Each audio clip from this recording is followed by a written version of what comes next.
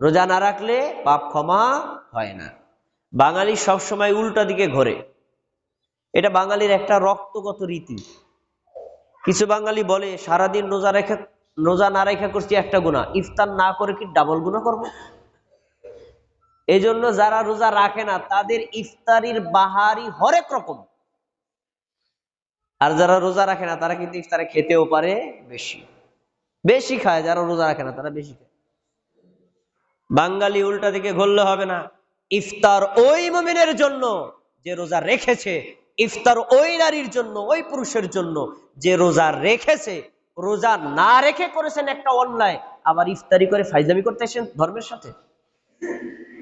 কোন লোক ওজোরের কারণে রোজা রাখে নাই, সে ইফতার করলে নেকি পেতে পারে, ভিন্ন কথা।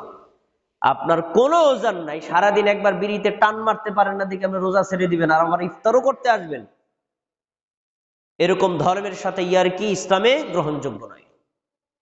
আল্লাহ তাআলা কি বলেছেন? ইয়া আইয়ুহাল্লাযীনা আমানু কুতিবা আলাইকুমুস সিয়াম, হে মুমিন জাতি, তোমাদের উপর সিয়াম ফরজ করা হয়েছে, রোজা ফরজ করা হয়েছে। কামা কুতিবা আলাল্লাযীনা মিন ক্বাবলিকুম লাআল্লাকুম তাত্তাকুন। তোমরা ভাবতে পারো শুধুমাত্র তোমাদের উপরে আমরা রোজা চাপাই দিছি, আমি আল্লাহ রোজা চাপাই দিছি, না। আরে তোমাদের পূর্বে ইব্রাহিম আলাইহিস সালামের উম্মত অথবা নূহ আলাইহিস সালামের উম্মত অথবা ইয়াহইয়া আলাইহিস সালামের উম্মত, পৃথিবীতে যত নবী আর রাসূল এসেছেন প্রত্যেক নবী আর উম্মতের উপরেও আমি আল্লাহ রোজা ফরজ করেছিলাম, কিন্তু ধরনটা ভিন্ন। মুসা আলাইহিস সালামের জামানায় মুহররম মাসের 10 তারিখ আশুরার দিন রোজা রাখা ফরজ ছিল।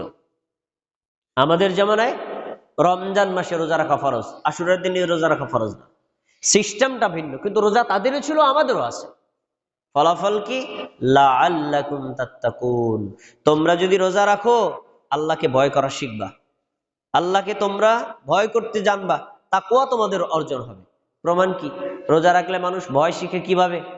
দিনের বেলায় অনেক সময় আমরা ঘরে থাকি, কোনো লোক ঘরের মধ্যে থাকে না, ইচ্ছা করলে তো এক ঢোক পানি আমরা পান করতে পারি, কিন্তু করি না কেন? এ কথা জানি, কেউ না দেখলেও দেখে আল্লাহ। তো এই রোজা আমাদেরকে এই শিক্ষা দিচ্ছে যে আল্লাহর ভয়ে আমি দিনের বেলায় মানুষ না দেখলেও পানি পান করলাম না, খাবার খেলাম না, ওই আল্লাহর ভয়ে চুরি ডাকাতি অথবা ওজনে কম দেওয়া, ও খাবারের মধ্যে ভেজাল দেওয়া অথবা অন্য কোনো মানুষকে ঠকানো, এগুলো সব ছেড়ে দিতে হবে এক আল্লাহর ভয়ে। রোজা থেকেই তাকওয়া মানুষ শিক্ষা নেবে, এটা হলো রোজার উপকার। তাহলে আমরা রমাদান মাসে অবশ্যই 4 নম্বর আমল, কারো যদি ওজর না থাকে রোজা রাখবো। ওজরটা কি? সারাদিন একবার বিড়ি টান না মারলে মাথা ঠিক থাকে না, এটা কি ওজর? না। ওজরটা হলো একজন মা একজন বোনের আল্লাহ তাআলা শারীরিকভাবে মাসে কিছুদিন অসুস্থ রাখেন, এই কয়টা দিন তিনি রোজা ভেঙে ফেলবেন, তার কোনো গুনাহ হবে না, পরে এই রোজাগুলো কাজা করে দিবেন, এটা হলো ওজর। ওজরটা কি? ডাক্তার বলেছে আপনি যদি রোজা রাখেন তাহলে আপনার মৃত্যুর আশঙ্কা আছে। ডাক্তার বলেছে আপনি যে রোজা রেখেছেন, রোজা রাখলে যেই চিকিৎসা চলছে তাতে আপনার রোগ ভালো হবে না, রোগ আরো বেড়ে যেতে পারে, আপনি রোজা ছেড়ে দেন। আপনি এখান থেকে চট্টগ্রাম গেছেন, যাওয়ার সময় অসুস্থ হয়ে পড়তে পারেন, মুসাফির, তাহলে আল্লাহ আপনার ওজর গ্রহণ করবেন। ঠিক আছে, রোজাটা ভেঙে দাও, যেটা ভাঙছো পরে আবার রেখে দিও, এটা হলো ওজর। কিন্তু আপনি সারাদিন কিছু টান না মারলে ঠিক থাকে না, এটা তো ওজন না। এই ওজর ইসলামী শরীয়তে গ্রহণযোগ্য না। এই জন্য অনেক বৃদ্ধ মানুষকে দেখা যায় যারা রোজা রাখে না, পর্দার অন্তরালে হোটেলে গিয়ে খাবার খায়, খুবই দুঃখজনক তাদের জন্য।